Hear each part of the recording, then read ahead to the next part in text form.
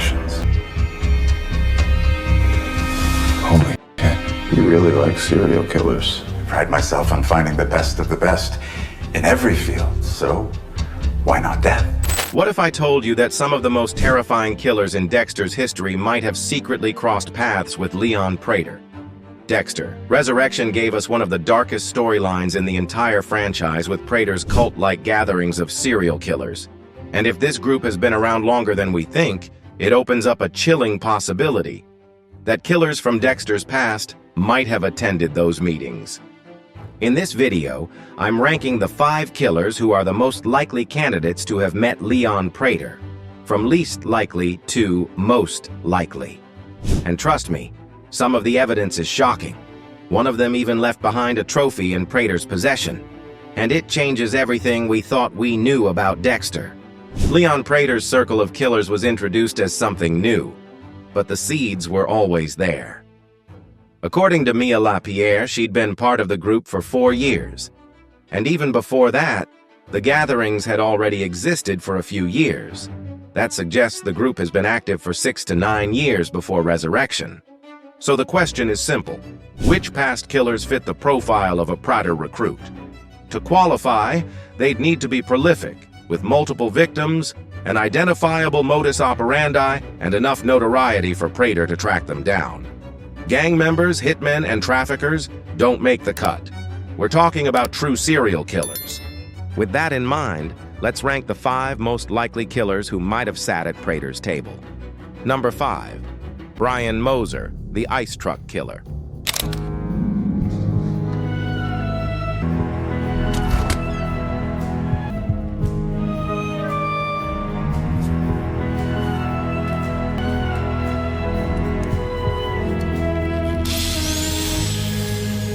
On paper, Brian looks like a dream candidate. At least 20 kills over 13 years, a clean psychological profile, and a flair for theatrics. He's the kind of killer Prater would have been drawn to. But here's the problem. The timeline kills this theory. If we exclude Brian's ice truck killer days during Season 1, his confirmed kills drop to just 4. That's not enough to impress Prater. And for Brian to even qualify, the gatherings would have needed to exist for at least 17 years. Way longer than we know them to have been around. There's another clue that shuts the door. When Prater talks to Dexter about Brian, he only refers to him as the ice truck killer. If they had crossed paths earlier, surely he would have mentioned Brian's days as the NHI killer too. Add in Prater's comment that maybe if the ice truck killer had someone to talk to, he wouldn't have taken his own life. And it's clear the two never met. So Brian is our number 5. Fascinating on paper, but practically impossible. Number 4. Walter Kenny, the Tooth Fairy. Good morning, Walter. Keep saying that, one day you might be right. Walter Kenny, introduced in Season 6, was one of the deadliest killers Dexter ever faced. With at least 16 victims over 3 decades, Kenny strangled prostitutes and kept their teeth as trophies. He sounds like a perfect fit for Prater's network, but here's why it doesn't work. Kenny's unbearable personality earned him the nickname World's Oldest Creep from Dexter. Prater's gatherings seemed almost friendly, almost like networking events for killers. Kenny doesn't fit that culture. And then there's the timeline. 15 of Walter's 16 murders happened in the 1980s. For him to have been part of the gatherings then, the group would have needed to exist for 40 years. That's way too far back. The only alternative is that Prater tracked Kenny down decades after his spree, when he resurfaced with a fresh murder in 2011. But realistically, without that lead, there's no way Prater and Charlie would have found him. So while the Tooth Fairy is terrifying enough to belong in Prater's circle, the math makes him an unlikely candidate. Number 3, Oliver Saxon, the brain surgeon. What happened? I don't know, I just got here. Cassie and I, we were supposed to have a date tonight. I'm sorry.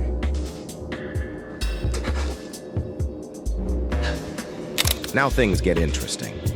Daniel Vogel, known to us as Oliver Saxon, had been killing his entire life. As a child, he murdered his own brother. At 17, he set a fire that killed 7 kids.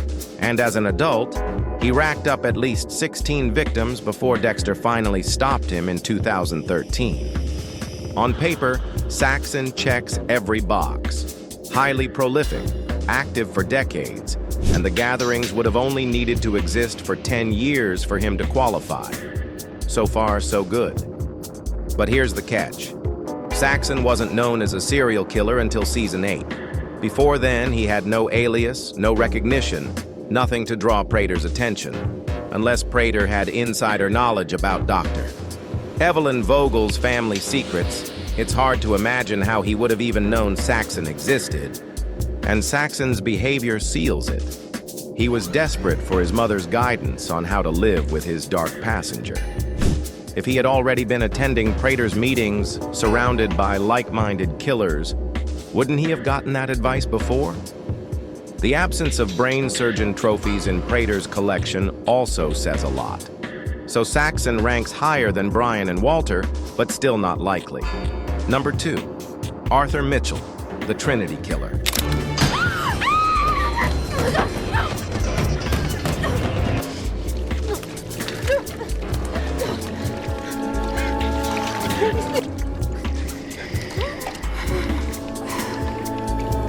It's already over.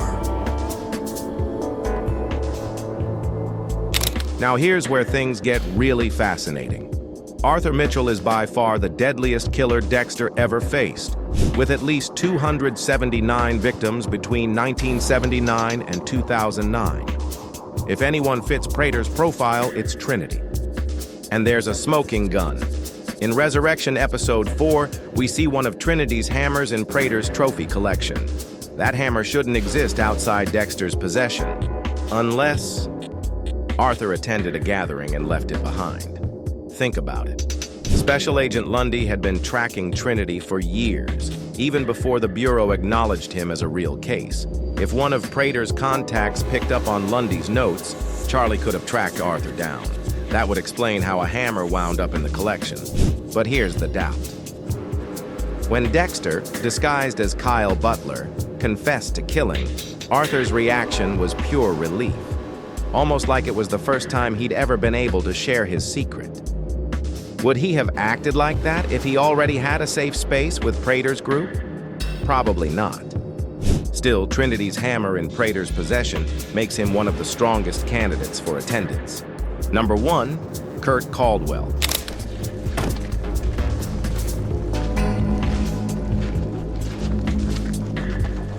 Angela? Came as soon as I could. What's going on? Did you find him? Tell me he's okay. And finally, the most likely candidate to have attended Prater's gatherings, Kurt Caldwell from Dexter, New Blood. Over 25 years, Kurt claimed at least 32 victims, perfectly fitting Prater's criteria, and the timeline is flawless. The gatherings only needed to exist for a few years before New Blood, which we know they did. His geographic proximity seals it. Kurt operated just a few hours from Prater's New York base. If young women kept disappearing from a nearby town, it would have been impossible for Prater to ignore. Now, why don't we see any Kurt trophies in Prater's room? Simple. Kurt's trophies were entire preserved bodies, not exactly something you can bring along to a meeting. It's also possible that Kurt attended once, refused to part with a body, and never got invited back. And there's one more chilling clue. Right before Dexter kills him, Kurt reacts with shock when he hears about Dexter's justice code. His reaction feels strange, almost too strong, like he's heard other killers justify themselves before, and Dexter's excuse really stood out. If Kurt had met other killers at Prater's gatherings, that moment makes perfect sense. So Kurt Caldwell ranks number 1. So there you have it. Brian Moser, Walter Kenny, Oliver Saxon, Arthur Mitchell, and Kurt Caldwell. The 5 killers most likely to have sat at Leon Prater's table. For me, Kurt is the most realistic candidate. But the Trinity hammer in Prater's possession is still the single most haunting clue of all. It suggests that some of Dexter's deadliest enemies might have quietly crossed paths in the shadows long before resurrection. But what do you think? Did I rank them right, or did I miss someone? Drop your pick in the comments. I want to see who you believe Leon Prater might have invited. And if you're still watching, drop Prater's table in the comments so I know you're part of the real Dexter community. Would you want to come back as a ghost? I would love to come back in any shape or form, whether I'm alive or I'm a ghost or it's something else. It'd be so fun. This character is Candy. I may just be her for Halloween for fun. The Dexter Resurrection finale didn't just shock fans, it left Kristen Ritter absolutely stunned. In the final episode, Injustice for All, everything came crashing together. Brian Moser's jaw-dropping return, Angel Batista's tragic fate, Prater's ultimate downfall, and a chilling tease of what Season 2 could bring. But the question everyone is still asking, is Lady Vengeance really gone? Shut up. Lady Vengeance? If I were a guy, I wouldn't be Sir Vengeance. So, what is all this? What is Prater getting out of it? How about we talk tomorrow? Stay with me, because we're breaking down every twist, every scream-worthy moment, and why this finale just might be the redemption Dexter fans have waited nearly 20 years for. Let's start with Kristen Ritter, the actress behind Lady Vengeance, and a die-hard Dexter fan long before she joined the cast. And I know that you are a fan because I know you're watching these episodes live. Yes, I'm watching these episodes live, and I'm watching like no other shows. So when it comes out on Friday, I'm like, gotta watch my Dexter episode. And I watched the original show as well. Big fan of Season 1 with Ice Truck Killer, and Season 2, and then the Rita situation. I was in. Season 4. Yeah. I mean, Rita. I was deep on that show. Watching the finale live, she couldn't hide her emotions. She laughed, she screamed, she admitted to having an anxiety attack, and her biggest question... Episodes are fantastic. Episode 10 was an intense episode. The tension is through the roof. And it wasn't just the shocks, it was the way this finale balanced character, story, and raw emotion. For many, Resurrection has been a second chance. After the mixed reaction to New Blood's ending, this finale delivered what fans had been craving: closure, nostalgia, and a bold new direction. Being back on a boat is a resurrection of sorts. But it's different this time. Harry taught me the code to keep me from getting caught, to control my urges. One of the most electrifying moments came when Brian Moser, the ice truck killer from Season 1, appeared in Dexter's darkest hour. Trapped inside Prater's vault with Batista's corpse lying beside him, Dexter's grief summoned his brother's ghostly presence.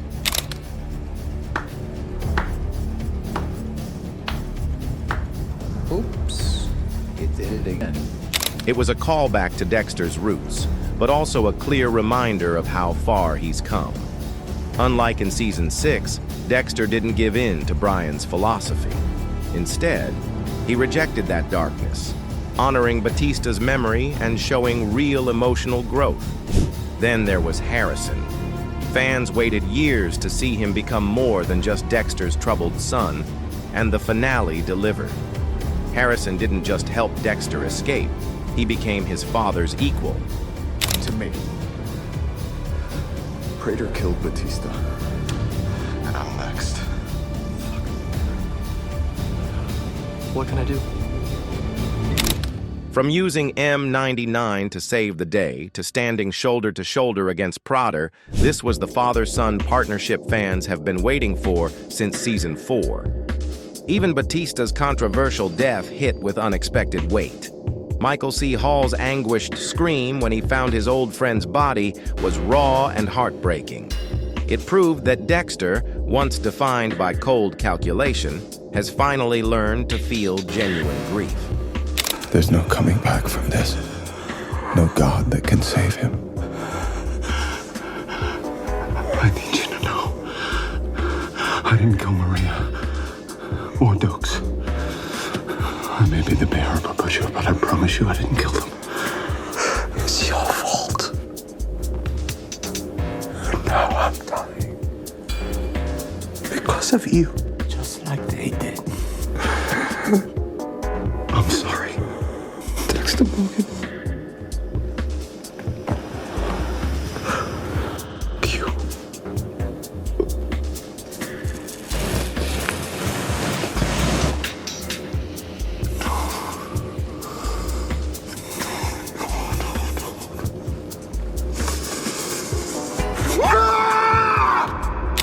And then there was Leon Prater.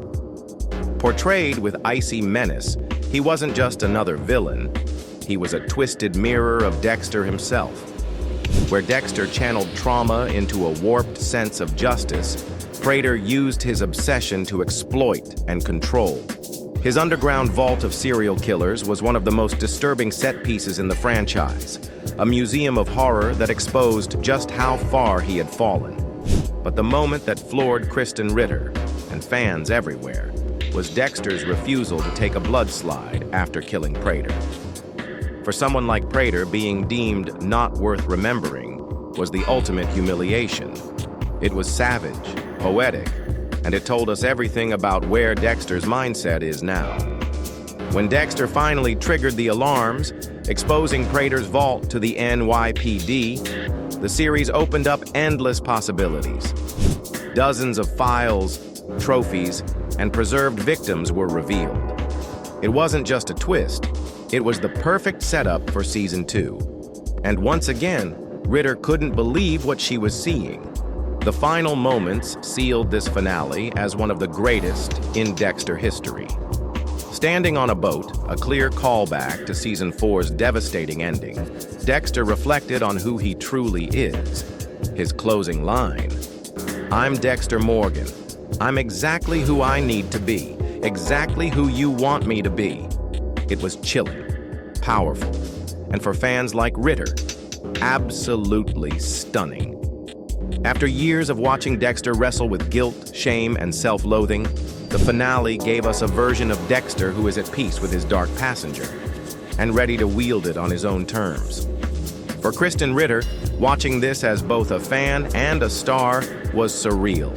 She praised the writing, the performances, and the emotional gut punch of every twist. And her lingering question, "Is Lady Vengeance really gone?" keeps the door wide open for her return. This finale didn't just tie up loose ends. It honored Dexter's legacy, gave Harrison a future, and exposed a criminal network that could fuel multiple new seasons. For the first time in years, fans are united. This is the ending they deserved. So what do you think? Did the finale finally redeem Dexter's legacy? And is Lady Vengeance really dead? Or is Kristen Ritter hinting at something more?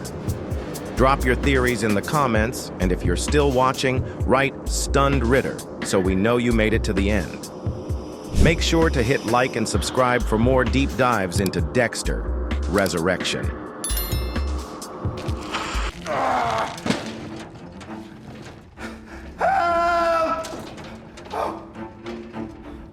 What's wrong? I thought you loved it in here. Please don't hurt me. Please, please.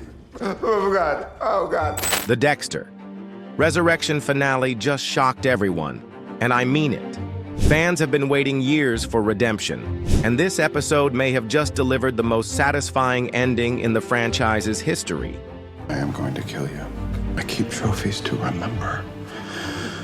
And I don't want to remember you. From Brian Moser's jaw-dropping return to Harrison's unexpected twist, this finale wasn't just shocking. It might have changed everything we know about Dexter. But what really made this episode insane, and why are so many fans calling it the ending they've always deserved? Let's break it all down. The finale wastes no time. We pick up right where episode 9 left off. Angel Batista is gone, and Dexter is trapped inside Prater's vault, surrounded by mountains of evidence that could expose him as one of the most dangerous killers alive.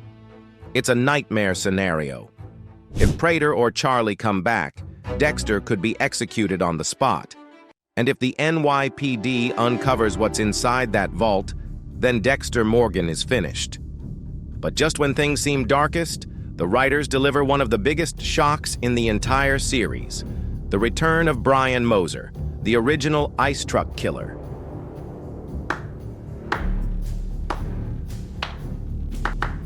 Oops, you did it again. The brother who defined Dexter's darkness. And this time, it's not just a quick name drop or a blurry ghost cameo. Christian Camargo himself is back in the role, wearing that iconic red button-up shirt. For years, fans have debated whether Dexter truly regretted killing his brother. And in this moment, we see the temptation play out again. Brian urges Dexter to give in to his darker impulses, to embrace the side of him that doesn't care about empathy or morality. It feels like the devil whispering on his shoulder. But instead of folding, Dexter pushes back. He says he's glad he killed his brother because Brian was too far gone. For the first time, Dexter rejects the pull of pure darkness. That moment sets the stage for everything else in this finale. It's no longer just about Dexter versus Prater. It's about Dexter proving he's changed, even if just a little. Meanwhile, Harrison steps up in a way nobody saw coming. After getting Dexter's desperate call, he decides to infiltrate Prater's gala. Remember, this is the same gala crawling with cops. One wrong move, and Harrison could blow everything wide open. But he does it anyway, because it's the only chance to save his father. And here's where the tension skyrockets. Harrison is FaceTiming Dexter as he sneaks through the mansion. Dexter guides him step by step, practically leading him through a minefield. It's clever, it's nerve-wracking, and it shows just how far Harrison is willing to go for his dad. Then, another twist. Charlie intercepts Harrison at gunpoint. For a moment, it feels like everything is lost. But Dexter outsmarts her in real time. He reveals a file Prater has been keeping on her, proof that she's just a pawn in his game. And in that instant, Charlie realizes the truth. She's expendable, betrayed, used. So she lowers the gun and walks away, quitting on the spot. It's a massive shift, and it leaves Harrison free to continue. Harrison finally reaches the vault and frees Dexter, but before they can escape, the cycle repeats. Prater ambushes Harrison, once again holding him at gunpoint. For the second time in a single episode, Harrison is staring down death. And then comes the twist that blew fans' minds. Harrison injects Prater with M99, the same drug Dexter has used for years to paralyze his victims. Think about that. In New Blood, Harrison used a gun to put Dexter down. But here, he flips the script, saving his father instead of destroying him. It's poetic, it's shocking, and it shows that Harrison has fully embraced the code. With Prater unconscious, Dexter does what fans have been waiting for all season. He straps him to the table. The ritual, the kill room, the final judgment. And for once, it feels earned. This isn't just another random kill. This is the takedown of a monster who destroyed Batista, who manipulated everyone around him, who thought he could outsmart the Bay Harbor butcher. Watching Prater beg and bribe his way out while Dexter calmly prepares the knives is pure television gold. And when it's over, when Prater's lifeless body is finally dumped into the ocean from his own massive yacht, fans got the closure they had been craving for over a decade. The kill was more than just revenge. It was a callback, a full-circle moment. From the slice of life to a luxury yacht, Dexter has returned to his roots, and the symbolism couldn't be clearer. This is who he is. This is what he does. But this time, it feels like justice. Prater's death feels like the climax fans have been waiting for. The moment Dexter lays out the tools, tapes down the plastic, and delivers his final judgment, the entire season comes full circle. But the writers didn't stop there. They gave fans something even more powerful. After the kill, Dexter doesn't just disappear into the shadows. He exposes Prater's crimes to the NYPD, ensuring his legacy is ruined and his empire destroyed.